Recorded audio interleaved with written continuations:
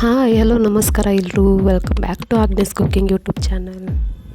ನಾನಿವತ್ತು ಮನೇಲಿ ಸಾಂಬಾರು ಪೌಡ್ರನ್ನ ಮಾಡ್ತಾಯಿದ್ದೀನಿ. ಬನ್ನಿ ನಿಮಗೂ ಹೇಗೆ ಮಾಡೋದು ಅಂತ ತೋರಿಸ್ಕೊಡ್ತೀನಿ. ಮೊದಲಿಗೆ 1 ಕಪ್ ಕೊತ್ತಂಬರಿ ಬೀಜನ ಒಂದು ಕಡಾಯಿಗೆ ಹಾಕ್ಕೊಂಡು ಮೀಡಿಯಮ್ ಫ್ಲೇಮಲ್ಲಿ ಚೆನ್ನಾಗಿ ಹುರ್ಕೋಬೇಕು.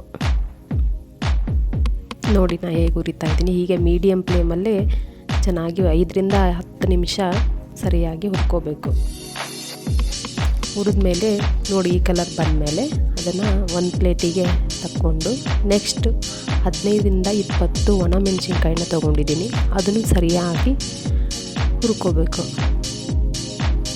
ಅದು ಸ್ವಲ್ಪ ಕಲರ್ ಚೇಂಜ್ ಆಗಬೇಕು. ಕಲರ್ ಚೇಂಜ್ ಆಗೋವರೆಗೂ ಮೆಣಸಿನ್ಕಾಯಿನ ಸರಿಯಾಗಿ ಹುರ್ಕೊಂಡು ಮೀಡಿಯಮ್ ಫ್ಲೇಮಲ್ಲೇ ಸರಿಯಾಗಿ ಹುರ್ಕೊಳ್ಳಿ. ನೋಡಿ ಈ ಕಲರ್ ಬಂದಮೇಲೆ ಅದನ್ನು ತೆಗೆದು ನೆಕ್ಸ್ಟು 2 ಸ್ಪೂನ್ ಉದ್ದಿನಬೇಳೆ, 2 ಸ್ಪೂನ್ ಕಡಲೆಬೇಳೆ, 2 ಸ್ಪೂನ್ ತೊಗರಿಬೇಳೆನ ಮತ್ತು ಸ್ವಲ್ಪ ಮೆಂತ್ಯ ಕಾಳನ್ನ 3 ಸೇರಿಸಿ ಒಂದು ಕಡಾಯಿಗೆ ಹಾಕ್ಕೊಂಡು ಅದೇ ಕಡಾಯಿಯಲ್ಲಿ 3 ಸರಿಯಾಗಿ ಮೀಡಿಯಮ್ ಫ್ಲೇಮಲ್ಲಿ ಹುರ್ಕೊತಿದ್ದೀನಿ.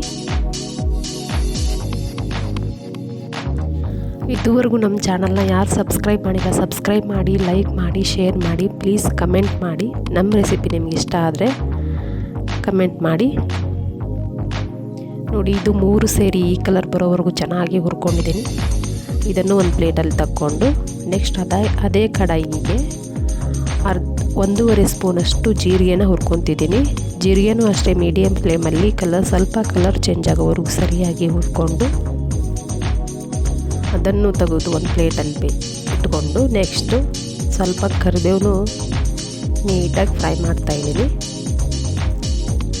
ಕರಿಬೇವನ್ನ ಜಾಸ್ತಿ ಫ್ರೈ ಮಾಡಬೇಡಿ, ಕಪ್ಪು ಕಲರ್ ಆಗಿಬಿಡುತ್ತೆ.